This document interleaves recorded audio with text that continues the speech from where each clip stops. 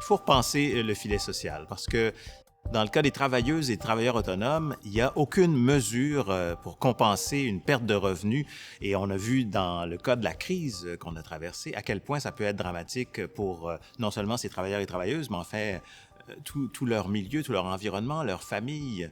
La crise nous a fait voir à quel point ce filet social n'était pas là pour tout le monde. Et pour les travailleuses et travailleurs autonomes, travailleuses et travailleurs du domaine culturel notamment, dans ces milieux-là, nous a bien montré qu'il n'y avait rien pour eux et que comment ils pouvaient compenser, sinon par cette mesure très provisoire qu'a offert le gouvernement fédéral avec la PCU, mais qui a ses limites et qui, en plus, a des limites sur le plan du temps.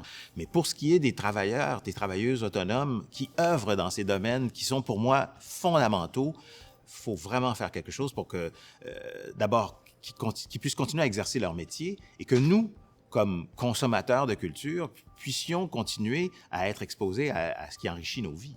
Je ne peux pas imaginer un monde où il n'y aurait plus de spectacles, il n'y aurait plus de théâtre, il n'y aurait plus de musique, il n'y aurait plus de cinéma, il n'y aurait plus tout ce qui donne à la vie sa qualité. Alors, il faut repenser ça. C'est pas vrai qu'on va rester chacun de son côté, confiné chez soi à regarder des écrans. Il va falloir repenser notre manière de vivre ensemble.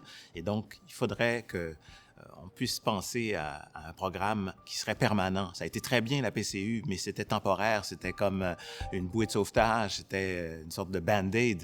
Il faudrait penser quelque chose pour l'avenir qui serait permanent. Puis dans le milieu culturel, il y a ce danger du fait de l'inactivité que des gens, finalement, optent pour un autre métier, quittent le milieu, et à ce moment-là, on perd l'expérience, on perd l'expertise qui était transmise, bien sûr, dans les écoles, mais la vraie transmission, elle se fait quand on travaille dans un théâtre, quand on travaille dans une salle de concert.